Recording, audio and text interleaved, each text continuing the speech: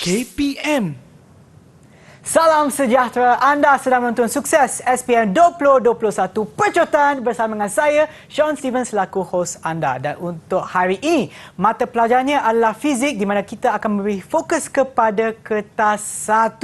Dan mungkin anda akan cakap, fizik tu susahlah. Macam mana nak dapatkan markah maksimum untuk kertas fizik ni? Format dia macam mana? Jangan risau kerana hari ini kami akan kongsikan kepada anda format bagaimana anda boleh mendapatkan markah maksimum untuk kertas 1 fizik. Tapi sebelum tu, jom kita tengok siapakah guru penyampai untuk hari ini.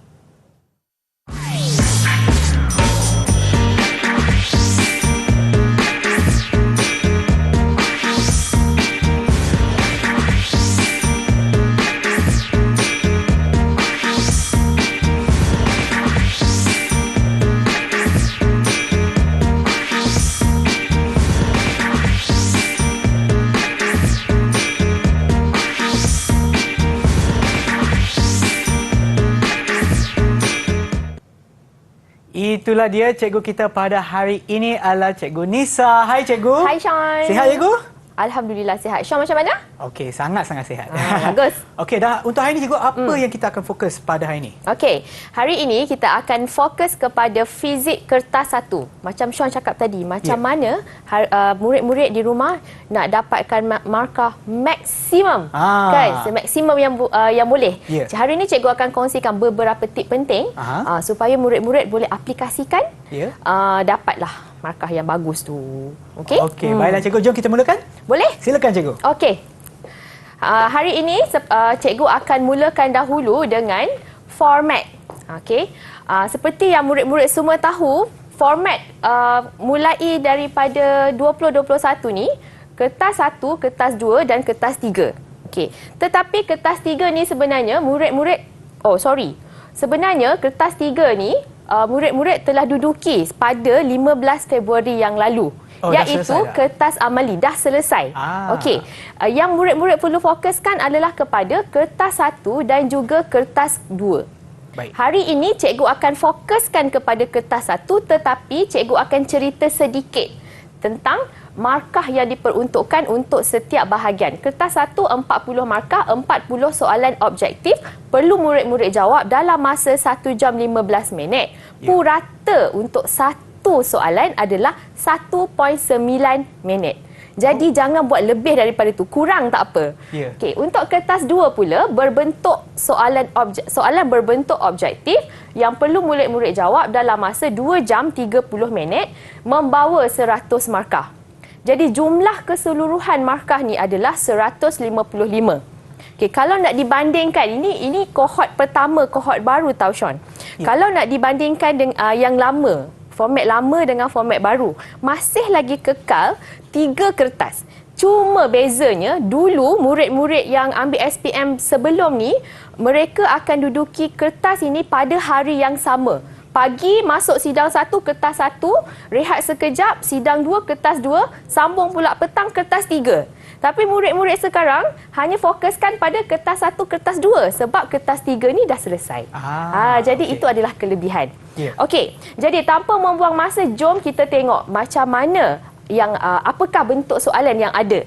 Okey, sebelum tu cikgu cerita sikitlah susunan topik yang ada dalam kertas 1 ni sebenarnya disusun daripada topik tingkatan 4 sehingga topik tingkatan 5.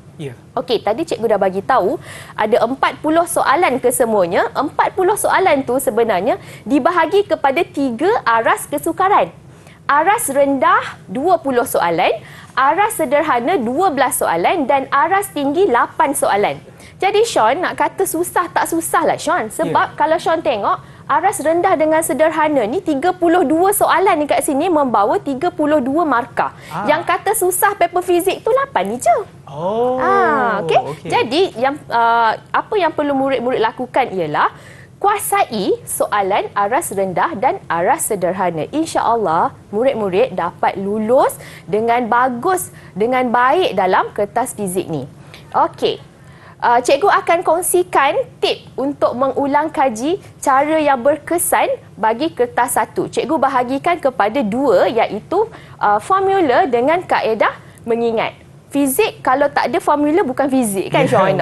Fizik mesti nak kena ada formula. Jadi bagaimana murid-murid nak gunakan formula? Jadi cikgu akan beritahu dululah tentang kepentingan formula ni. Sebenarnya formula ni boleh membantu murid-murid untuk menyatakan definisi. Yang kedua, untuk pengiraan. Nak kira mesti nak kena ada formula. Nak guna formula mana mesti nak kena rujuk formula. Dan yang ketiga, untuk menyatakan hubungan. Okey, jadi apa murid-murid nak buat dengan formula ni kan? Yeah. Right. Dalam kertas peperiksaan percubaan, cikgu percaya dekat situ dah ada kertas formula. Jadi ambil kertas formula tu, tengok satu persatu. Contoh cikgu tunjuk. Okey. Sekejap cikgu nak kena ambil pen dulu. Okey. Cikgu nak ambil pen dekat sini. Okey. Kat sini kan, cikgu tunjukkan satu contoh macam formula yang kelima. Ada banyak formula yang akan diberikan, tapi bukan semua formula itu disenaraikan dalam ni. Jadi murid-murid kena tahu apa formula yang ada, apa formula yang tak ada. Dan formula yang tak ada tu sebenarnya murid-murid boleh jelmakan. Okey, contohnya soalan formula, bukan soalan lagi. Formula yang kelima, F sama dengan MA, begitu sinonim dengan hukum gerakan Newton yang kedua. Okey. Tapi daripada formula ini, kita tahu A sama V tolak U per T, kita boleh masukkan ke dalam persamaan. Okey, kalau macam ni, dia jadi right. Dan kita akan kembangkan MV tolak MU per dengan T. Okey, masih lagi F, tapi ini dipanggil daya impuls. Oh ya. Macam tu juga.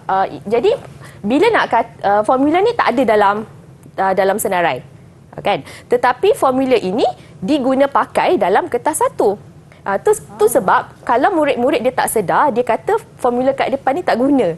Sebab dia kata apa yang formula dia nak guna tak ada. Tapi sebenarnya bukan begitu. Ada caranya untuk mengguna pakai formula yang telah disediakan dalam buku soalan. Okey. Ini contoh lain lah kan. Right. Seterusnya, cikgu akan berkongsi tip bagaimana cara mengingat. Sebab tadi aras kesukaran yang rendah ada 20 soalan. Okay. Jadi penting untuk murid-murid mengingat apakah konsep teori yang ada. Jadi di sini cikgu kongsikan 4 sahajalah cara yang biasa kita gunakan untuk mengingat sesuatu. Kaedah cangking, mnemonik, memberi makna, ulang dan juga tulis. Okey. Yang pertama, contohnya cangking. Macam ni sebenarnya, cangking ni satu perkataan yang panjang, kita kelas-kelaskan perkataan tu. Okay. Contohnya paling mudah, macam kita nak ingat kita punya nombor IC. Kan panjang nombor IC kita. Tapi kita kelaskan kepada 4 nombor. Contohnya. Okay, begitu juga dengan cangking ni, kita boleh aplikasikan dalam mengingat definisi sesuatu konsep. Okey, contohnya cikgu bagi dekat sini ialah muatan haba tentu. Kalau tengok baca muatan haba tentu ialah kuantiti haba yang diperlukan untuk menaikkan suhu sebanyak bla bla bla sampai dekat sini. Macam mana nak ingat kan? Jadi apa kata murid-murid cangking, bahagikan dia. Okey, macam ni, 4 perkataan. Untuk menaikkan suhu sebanyak mana? Sebanyak 1 darjah Celsius. Bagi jisim 1 kg bahan itu. Okey, ini dah bahagi kepada 4 bahagian. Jadi murid-murid bahagikan kepada 4 bahagian untuk mengingat. Sambil membahagi kepada 4 bahagian, bandingkan dengan formula. Formula bagi muatan haba tentu. C sama Q per M del theta. Apa dia? Kalau murid-murid tengok, untuk menyatakan definisi, tengok Q. Q ialah haba. Kuantiti haba yang diperlukan, that is Q. M del theta, untuk menaikkan suhu, del theta. Sebanyak mana nak naikkan suhu? Sebanyak 1 darjah Celsius. Okay. Jisim dia M. Banyak mana jisim tu? 1 kg. Itu adalah satu cara untuk murid-murid mengingat definisi bagi sesuatu konsep ataupun hukum ataupun teori. Okay. Ini adalah kaedah cangking. Wow. Okey. Kemudian kaedah kedua dikenali sebagai mnemonik. Kalau tengok ini, cikgu bagi contoh yang selalu cikgu guna untuk mengingat turutan bagi gelombang elektromagnet. Kalau kita tengok sinar gamma, sinar X, ultra, bla bla bla sampai dekat gelombang radio. Susah nak ingat. Jadi kita buat satu ayat mudah untuk kita ingat, iaitu guna makeup X untuk nampak merah menyala raw. Jadi kita gunakan macam tu. G untuk gamma, X untuk sinar X, U untuk ultra ungu, nampak ni untuk cahaya nampak, inframerah untuk merah, gelombang mikro ni diwakili oleh menyala dan radio diwakili oleh raw tadi. So ini adalah cara kedua untuk mengingat dengan lebih mudah yang dipanggil kaedah mnemonik. Okey. Okey, kemudian makna. Maksudnya dekat sini daripada satu-satu simbol murid memberi makna sendiri. Okey, contohnya macam nak ingat transistor. Transistor ada dua, transistor NPN dan transistor PNP. Lepas tu kita tengok NPN ni anak panah keluar. PNP anak panah masuk. Tapi bila selalu kita tu kita confuse NPN keluar ke masuk anak panah dia. PNP keluar ke masuk anak dia selalu kan. Okey. Jadi apa kata kita beri sendiri makna kepada simbol ini. Okey, contohnya kalau cikgu selalu ingat apa yang di tengah. Okey, apa yang di tengah? Yang pertama kita ambil yang ni lah P. Okey. P ni keluar. Cikgu nak pinjam logat utara sikit. P mana selalu? P keluar. Itu maksudnya kita memberi makna kepada simbol itu, memberi makna kita sendiri. P keluar. Okey. Kalau N, nah masuk. Jadi kita sendiri memberi makna kepada sesuatu simbol itu sendiri. Kita sendirilah yang faham. Tapi mesti kita kena tahulah makna sebenarnya apa benda di sebalik PNP dan NPN tu kan.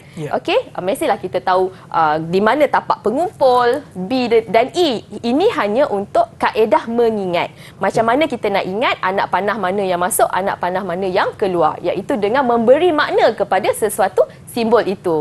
Okey. Kemudian kaedah terakhir yang mesti murid-murid buat, tadi cikgu dah kongsikan. Yang pertama tadi chunking, yang kedua mnemonik dan memberi makna. Jadi murid-murid kena praktiskan dengan mengulang dan tulis. Kalau tak praktiskan dengan mengulang dan tulis, tak boleh ingat dan tak boleh tahu bagaimana untuk mempraktikkan apa kaedah mengingat yang telah cikgu kongsikan tadi. Okey. Baiklah cikgu, terima kasih atas perkongsian cikgu tadi dengan format serta bagaimana kita dapat mengingat sesuatu formula ataupun sesuatu ayat yang perlu kita ingatlah untuk peperiksaan nanti. Tapi sebelum kita teruskan, apa kata kita berehat seketika dan kembali semula ke Sukses SPM 2021 Pecutan. Didik TV KPM. Didik TV KPM. Kembali menonton Sukses SPM 2021 Pecutan, di mana hari ini kita akan memberikan tumpuan kepada fizik kertas 1. Dan sekarang adalah untuk soalan aras rendah. Silakan cikgu. Okey, cikgu akan teruskan dengan soalan aras rendah. Seperti yang cikgu dah maklumkan sebelum ini, ada 20 soalan dalam aras rendah yang perlu murid-murid kuasai supaya sekurang-kurangnya murid-murid boleh lulus dalam kertas ni. Okey, soalan aras rendah terdiri daripada soalan untuk mengingat dan memahami. Mengingat dan memahami apa? Fakta, konsep, teori, prinsip dan hukum. Okey, jom kita tengok soalan contoh yang pertama. Antara berikut yang manakah kuantiti asas? Okey, mudah untuk mengingat ni dengan cara, kan cikgu dah highlight ni kan, warna merah, PJ Mas. Ada 7 kuantiti asas dalam fizik ni. Okey. So jadi cara untuk mengingatnya adalah PJ Mas. Apa dia PJ Mas? P untuk panjang, unit M. J untuk jisim, unit kg. M untuk masa, unit dia saat. S, A untuk arus, unit dia ampere. Suhu mutlak iaitu Kelvin. Keamatan berluminositi, kandela. CD, kuantiti bahan mol. Okay, kalau nak ingat semua susah nak ingat, jadi ingat sahaja PJ Mas. Okey, kalau tengok daripada sini, A, B, C tak ada kecuali keamatan berluminositi. Jadi itulah jawapan dia, mengingat. Ini satu contoh soalan mengingat. Memang telah disusun. Soalan satu adalah tentang kuantiti fizik. Sama ada kuantiti asas, kuantiti terbitan, boleh jadi kuantiti vektor. Okey, soalan contoh yang kedua, cikgu bawakan juga soalan yang lebih kurang macam tadi, Sean. Okay, antara berikut yang manakah kuantiti asas dan unit SI yang betul? Kalau tengok, semua ABCD merupakan kuantiti asas. PJ Mas tadi. Tapi yang berbeza adalah unit. Okey, tadi jisim kg. Tak betul. Arus tadi A sahaja. Tak ada M. Tak betul juga. Masa dalam saat. H bukan. So, jawapan dia ialah suhu. Masih lagi mengingat. Okey, ingat. Alright, kita sekarang tengok soalan contoh yang ketiga. Graf. Tentang graf. Graf manakah mewakili hubungan yang berkadar songsang?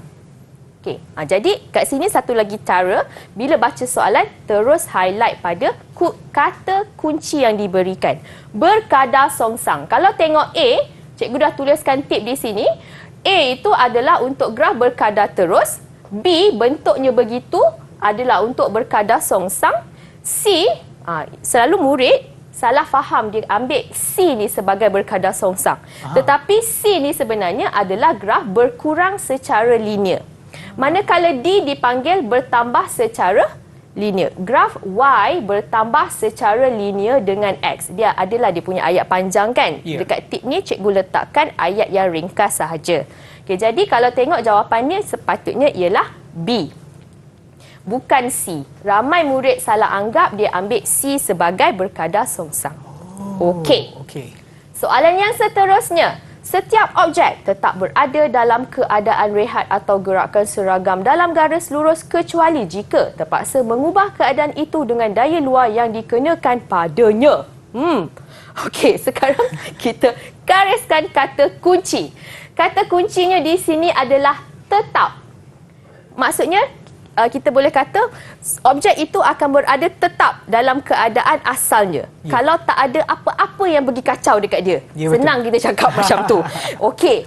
So, tetap berada. Jadi, kita akan tengok apakah pilihan jawapan yang ada. Hukum gerakan Newton pertama, hukum gerakan Newton kedua, prinsip keabadian tenaga, prinsip keabadian momentum. Apakah yang berkait dengan yang tetap tadi? Okey, cikgu kongsikan tip. Okey, cikgu tulis HN1 untuk hukum Newton 1. Hukum gerakan Newton 1 itulah. Okey, yang berkait ataupun sinonim dengan inersia. Apa dia inersia? Okey, tak tahu. Kita tengok dulu. Hukum Newton kedua yang sinonim dengan F sama dengan MA. Kemudian prinsip keabadian tenaga. Keabadian tenaga ni bermaksud tenaga sebelum tindak balas sama dengan tenaga selepas tindak balas. Sebab itu ada perkataan abadi dekat situ. Okey, keabadian momentum pula adalah yang berkaitan dengan momentum sebelum pelanggaran sama dengan momentum selepas pelanggaran. Okey, sekarang kita tengok daripada tip cikgu, apa yang ada kaitan dengan berada tetap? Berada tetap. Okey, kalau kita tengok, ini berada tetap ke? Tengok daripada bawah momentum. Tak berada tetap. Keabadian tenaga tidak berada tetap juga. Hukum gerakan Newton kedua pun tidak berada tetap. Okey, kerana yang dinyatakan tadi adalah hukum gerakan Newton pertama yang sinonim dengan inersia. Apa dia inersia? Inilah dia. Inilah dia inersia. Inilah dia pernyataan yang berkait dengan hukum Newton pertama. Okey, itu adalah satu cara untuk mengenal pasti jawapan. Pangkah yang salah untuk dapatkan jawapan yang betul. Okey. Kita tengok soalan contoh kelima dari tajuk kegravitian. Rajah menunjukkan luas yang dicakup dalam masa yang sama di kawasan PQR dan XYZ bagi suatu planet yang berputar mengelilingi matahari. Antara berikut yang manakah benar tentang luas PQR dan XYZ? Nampak macam susah soalan ni. Tapi soalan ni berada pada soalan aras rendah untuk mengingat. Okey? Kerana soalan tadi, murid-murid boleh jawab jika murid-murid tahu tentang hukum Kepler. Hukum Kepler yang pertama berkaitan dengan bentuk elips. Yang kedua berkaitan dengan luas yang sama dan yang ketiga adalah tentang tempoh dan juga jejari. Kalau tengok gambar tadi, tentang apa tu Sean agaknya? Yang ini kan, ini tentang luas. So, jadi apa yang kita boleh kata kat sini yang berkaitan dengan luas iaitu hukum Kepler yang kedua. Jawapannya A. Okey. Cikgu akan teruskan kepada soalan contoh yang keenam. Rajah menunjukkan termometer klinik. Ada termometer. Termometer klinik digunakan untuk mengukur suhu badan seorang pesakit. Apakah konsep fizik yang diaplikasikan dalam termometer? Bila demam, guna termometer untuk semak suhu, nak ukur suhu. Okey, tip yang cikgu berikan, yang pertama cikgu ikut A, B, C, D ni dekat tip cikgu. Okey, muatan haba tentu. Muatan haba tentu adalah tadi perubahan kuantiti haba yang diperlukan. Okey, tak ada kaitan dengan termometer. Keseimbangan terma, mungkin. Sebab keseimbangan terma ni maksudnya adalah pemindahan haba bersih sifar. Suhunya mesti sama. Okey. Yang C pula, haba pendam tentu pelakuran. Pelakuran melibatkan perubahan fizikal daripada pepejal ke cecair, manakala penguapan ni adalah perubahan daripada cecair dan gas. Jadi di sini kalau kita tengok termometer suhu sama. Kena tahu masih di bawah soalan aras rendah iaitu mengingat dan memahami. Ini adalah satu contoh soalan yang cikgu ambil. Soalan seterusnya, soalan yang ketujuh. Rajah menunjukkan dua tapak perkemahan yang dipisahkan oleh sebuah tasik.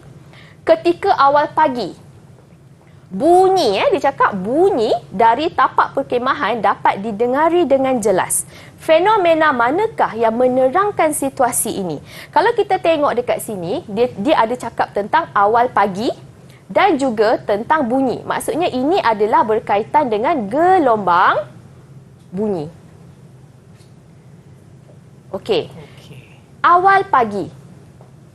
Dia nak cakap dekat sini ada perbezaan ketumpatan udara. Jadi, kita tengok tip. Tengok, ada tak berkaitan dengan pantulan? Pantulan ni ada perubahan arah perubahan arah sebab ada penghalang. Okey. Macam tadi tak ada penghalang. Okey. Kemudian kita tengok pembiasan, ubah arah yang disebabkan oleh hal laju. Okey. Interference adalah superposisi dua gelombang, manakala pembelauan ialah penyebaran gelombang. Kalau kita tak payah tengok dengan lebih lanjut pun kita dah boleh dapat jawapan dah sebenarnya.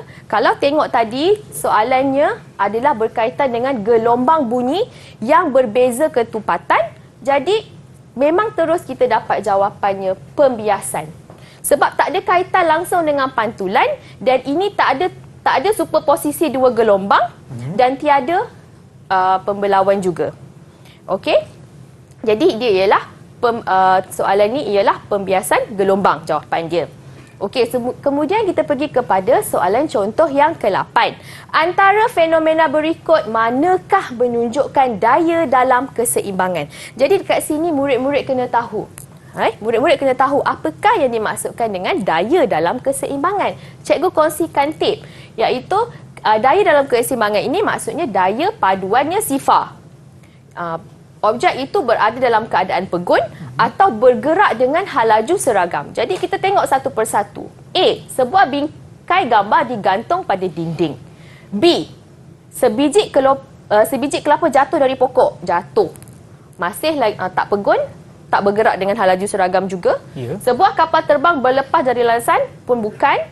Sebuah kapal berlayar di laut pun bukan. Kalau kita tengok yang hampir dengan apa yang tip cikgu bagi adalah A. Sebab A adalah pegun. Okey. Soalan contoh yang ke-9. Alat manakah berasaskan prinsip Pascal? Okey, prinsip-prinsip ni murid-murid kena tahu kan. Jadi senang kita nak tengok dekat sini adalah aplikasi yang sinonim dengan sesuatu prinsip. Enjin jet. jet kan? Enjin jet. Okey, enjin jet ni sinonim dengan prinsip keabadian momentum. Hidrometer dan juga belon udara panas memang tak lari daripada daya apungan, iaitu prinsip Archimedes. Dan akhir sekali adalah jet hidrolik. Inilah jawapannya kerana jet hidrolik ini memang sinonim sangat dengan prinsip Pascal. Kena tahu. Ini adalah soalan aras rendah. Kalau tak tahu, maka tak boleh nak jawab. Okey, soalan contoh ke-10. Graf menunjukkan hubungan antara beza keupayaan, yang ini V, dengan arus, yang ini I, bagi 4 konduktor berlainan, iaitu J, K, L dan M. Konduktor manakah mempunyai rintangan paling tinggi? Okey, kalau tengok dekat sini, kecerunan graf adalah bersamaan dengan rintangan. Jadi, bila nak rintangan yang paling tinggi, maksudnya kecerunannya mesti kecerunan yang paling tinggi. Jadi kita tengok J, K, L, M, J lah yang mempunyai kecerunan paling tinggi, maka J lah jawapannya. Jadi sebenarnya ada pilihan jawapan lah A, B, C, D tu, tapi cikgu tak tulis dekat sini. Cikgu terus bulatkan pada J je. Okey, soalan contoh yang ke-11. Rajah menunjukkan petua tangan kiri Fleming. Jari telunjuk mewakili apa? Okey, ini masih lagi di bawah aras rendah, iaitu mengingat. Selalu kalau kita tanya, Daddy, anak mana? Oh, iyalah. Daya, medan magnet dan arus. Daddy, anak mana? Okey. Jadi kat sini teruslah kita boleh jawab jawapan dia. Dan magnet diwakili oleh jari telunjuk. Okey. Kita sampai kepada soalan yang ke-12. Rajah menunjukkan satu tindak balas nukleus. Tindak balas tersebut ialah, ini apa tindak balas ni kan? Okey, tips dekat sini adalah pelakuran. Pelakuran ni murid-murid kena tahu, nukleus ringan jadi berat. Pembelahan yang berat jadi ringan. Reputan pula ialah daripada tak stabil jadi stabil. Dan akhir sekali adalah tentang separuh hayat, iaitu tempoh daripada keadaan asal jadi separuh daripada keadaan asal tu sendiri. Okey, jadi kalau kita tengok dekat sini, uranium 235 pecah kepada 2, terus dapat jawapanlah, iaitu pembelahan nukleus. Okay. Gitu Sean. 12 soalan cikgu kongsikan untuk aras rendah ni. Dan dengan tips dan juga panduan yang diberikan oleh cikgu, harap kita ataupun anda semua yang akan menduduki SPM nanti untuk kertas 1 bagi fizik, anda akan dapat maksimum ataupun markah maksimum bagi kertas 1 bagi soalan aras rendah. Kita akan berehat seketika dan kembali semula ke Sukses SPM 2021 Pecutan. Didik TV KPM. Didik TV KPM. Anda sedang menonton Sukses SPM 2021 Pecutan, dan untuk hari ini adalah mata pelajaran fizik kertas 1. Dan untuk segmen ini kami akan memberikan tumpuan kepada soalan aras sederhana. Baiklah cikgu, silakan. Baik. Cikgu akan teruskan dengan soalan aras sederhana. Dan soalan ini adalah berkaitan dengan soalan mengaplikasi pengetahuan secara kualitatif dan kuantitatif. Dalam bahasa mudah, kualitatif mengaplikasi pengetahuan dalam bentuk perkataan. Manakala kuantitatif pula adalah mengaplikasi pengetahuan dalam bentuk nombor. Baik. Okey, kita tengok contoh soalan. Berdasarkan graf halaju masa, berapakah sesaran kereta dalam masa 14 saat? 14 saat dekat sini. Okey, murid-murid kena tahu bahawa untuk graf halaju masa, luas di bawah graf adalah bersamaan dengan sesaran. Jadi, cara untuk menyelesaikannya adalah sesaran graf ni adalah luas trapezium yang sebelah atas tolak dengan luas segitiga. Sebenarnya kalau murid-murid nak pecahkan kepada segitiga dan segi empat pun boleh juga. Tetapi sebab murid-murid kan memang dah ambil fizik, ambil matematik tambahan dan belajar matematik. Jadi cikgu rasa tak ada masalah, terus murid-murid gunakan luas trapezium sahaja. Okey, jadi luas trapezium tolak dengan luas segitiga, maka murid-murid akan dapatlah 80 meter dekat sini. Okey, cikgu dah kongsikan dekat sini apakah luas trapezium tadi, iaitu setengah darab tinggi darab segi dia sebenarnya hasil tambah 2 sisi selari. Okey, sebab tu cikgu tulis BC tambah AD. Okey, kemudian tolak dengan luas segitiga. Okey, maka murid-murid dapatlah jawapan dan pastikan tekan kalkulator dengan betul. Ya. Okey. Seterusnya kita tengok soalan contoh ke-14. Rajah menunjukkan Abdul Latif bin Romli dalam acara lompat jauh. Teknik manakah yang beliau gunakan untuk mengurangkan kecederaan? Okey, cikgu kongsikan tip dekat sini, daya impuls. Okey, sebenarnya formula ni tak ada dekat depan. Tetapi formula ini dapat dijemakan daripada F sama dengan MA. Ya. Okey, ini adalah formula untuk daya impuls. Macam mana kita nak guna formula untuk jawab soalan berbentuk ayat? Sebab selalunya kita guna formula untuk menyelesaikan pengiraan. Okey. Jadi dekat sini cikgu nak kongsikan tip bagaimana murid-murid nak guna. Sekarang kita tengok untuk daya impuls F. Okey. Daya impuls adalah F dan T adalah masa tindak balas. Masa tindak balas. Jadi, tadi kita kata nak kurangkan kecederaan bermaksud kena kurangkan daya. Daya perlu dikurangkan.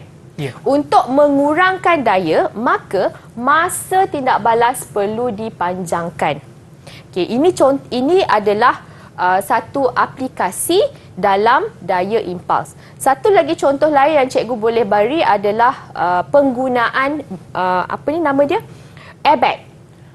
Airbag dalam kereta. Kan? Ya. Okey. Kalau airbag dalam kereta, nak kurangkan kecederaan, kena panjangkan masa tindak balas. Airbag ni tadi akan memanjangkan masa tindak balas. Jadi, ambil masa sebelum driver kena dekat steering kereta. Ya. Okey.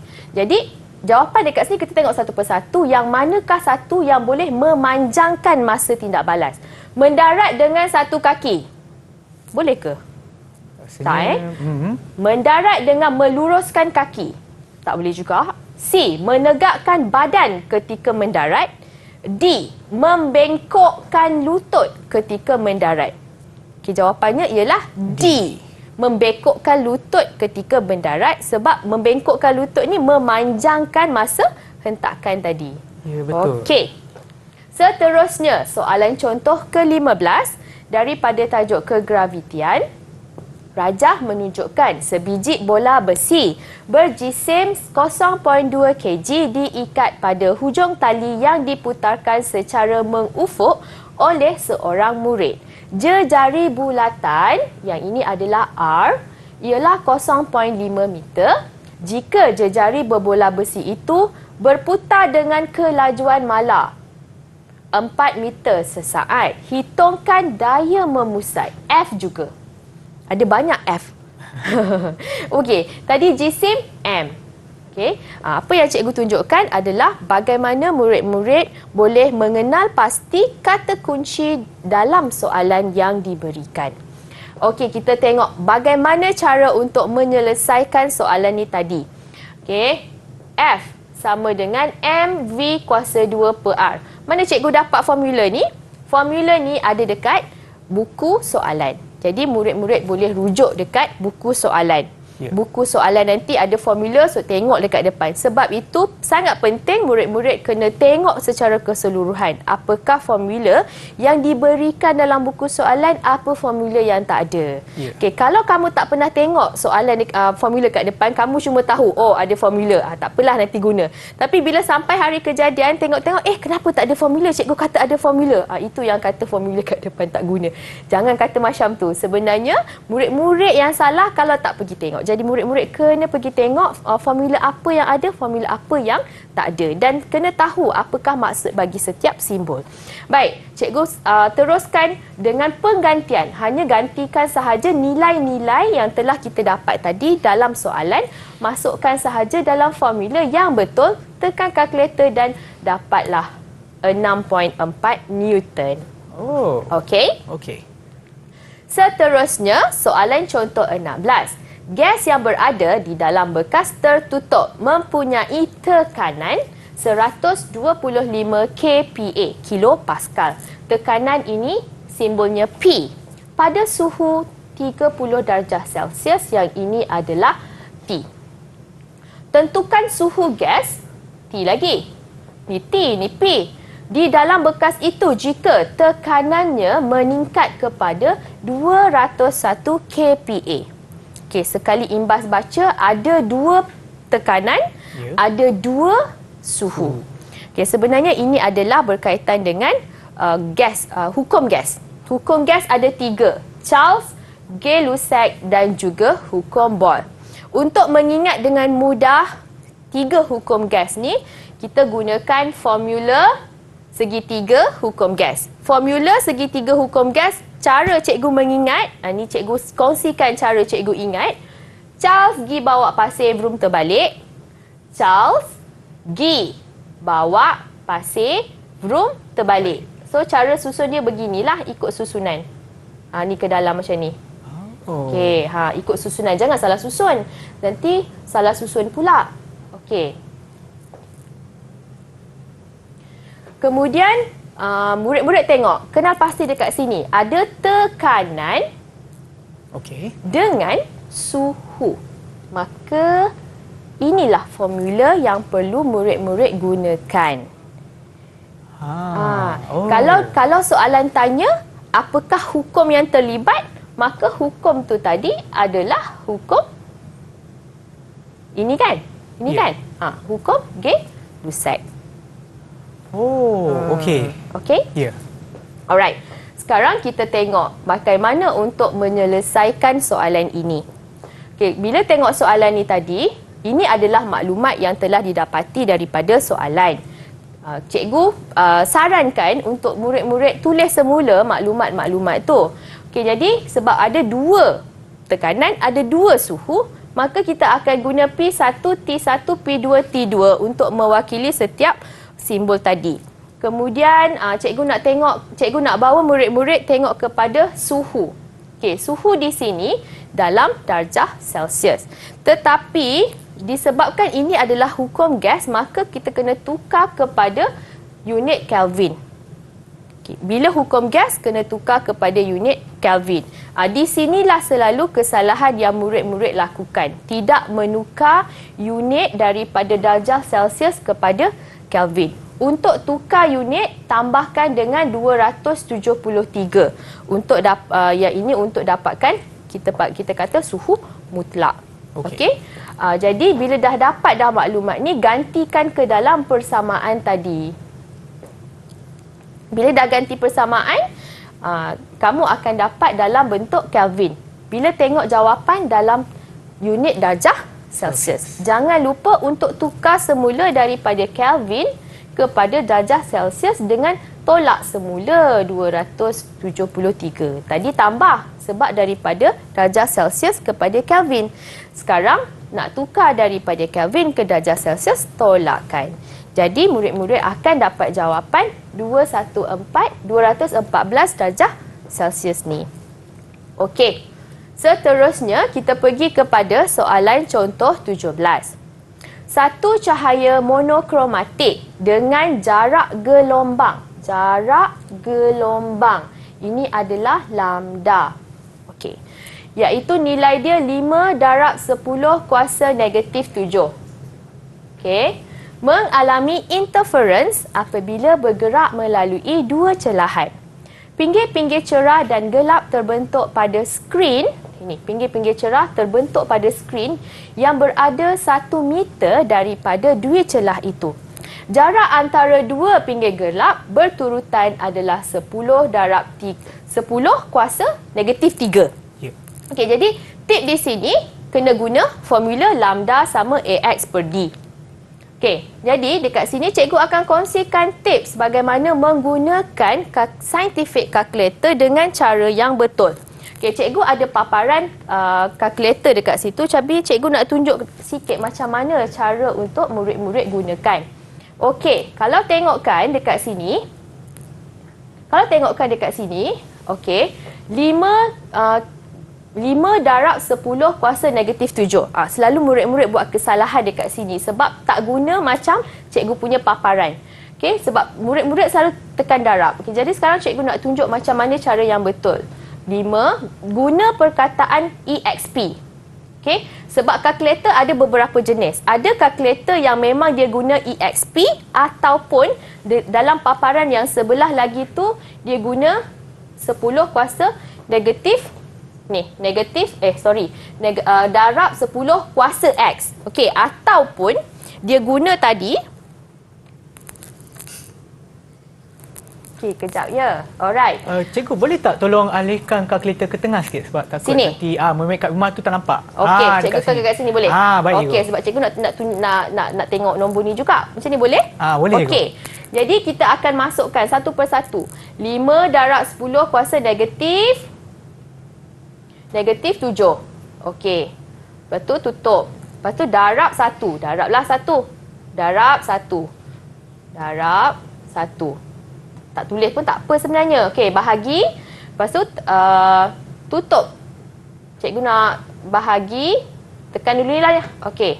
Macam ni kan? Okey, lepas tu bahagi 10 darab kuasa 10. Yang ni, tekan terus ni. Okey. Cikgu tulis macam mana ni? 10. Okey, sorry. Darab negatif 3. Okey. Lain jawapan dia. Okey, apa yang cikgu nak tunjukkan dekat sini adalah 5 darab 10, yang ini kan. Cikgu nak tunjuk dekat murid-murid adalah untuk menekan kuasa, ni, murid-murid tak perlu tekan darab 10. Apa yang cikgu nak cakap dekat sini adalah murid-murid tak perlu tekan darab 10. Okey, murid-murid tak perlu tekan darab 10. Macam ni. Jangan tekan macam ni. Cikgu nak tekankan. Jangan tekan macam ni. Yang ni salah. Cikgu nak cakap. Yang ni salah. Tak betul. Okay. Cara tekan dia ialah terus tekan pada nombor yang cikgu telah tunjukkan tadi. Itu cara dia. Sebab pada kalkulator saintifik tu memang ada butang khas. Betul. Itu yang cikgu inilah nak kongsikan. Jadi cikgu nak tekankan bahawa murid-murid kena guna terus apa butang khas yang telah ada. Jangan guna tekan satu persatu darab 10 kuasa tu. Nanti Itu sebenarnya yang cikgu nak kongsikan hari ini. Jadi bila dah guna kalkulator tu dengan betul, murid-murid akan dapat jawapan seperti yang tertera pada skrin cikgu, iaitu 5 darab 10 kuasa negatif 4. Okey, terima kasih cikgu. Dan dengan itu harap anda semua boleh dapat markah maksimum bagi soalan aras sederhana. Dan sekarang ni kita akan berehat seketika dan kembali semula ke Sukses SPM 2021 Pejotan. Didik TV KPM. Didik TV KPM. Kembali semula menonton Sukses SPM 2021 Pejotan, di mana hari ini kita akan memberikan tumpuan kepada fizik kertas 1, dan sekarang ni kita akan berikan tumpuan ataupun fokus kepada soalan aras tinggi. Kepada mereka yang rasa-rasanya memang macam susah sikit kan, tak apa, dengan bantuan Cikgu Nisa anda bolehlah dapat soalan, bukan soalan tetapi markah maksimum bagi soalan aras tinggi. Baiklah cikgu, silakan. Cikgu akan teruskan kepada beberapa contoh soalan aras tinggi. Okey, apa yang ada dalam soalan aras tinggi yang murid kata susah sangat fizik ni, ada 8 soalan je yang susah tu. 8 soalan sahaja, soalan susah dalam kertas fizik. Okey, untuk murid-murid yang nak skor A, kat sinilah selalunya murid-murid yang nak skor A ni dia akan betul-betul orang Kedah kata pulun. Pulun. Bukan pulut, pulun. Dia buat betul-betul lah, dia buat sungguh-sungguh dekat bahagian sini. Okey, 8 soalan ni. Okey, soalan aras tinggi ni adalah soalan menganalisis untuk membina satu konsep fizik. Kita tengok contoh yang pertama.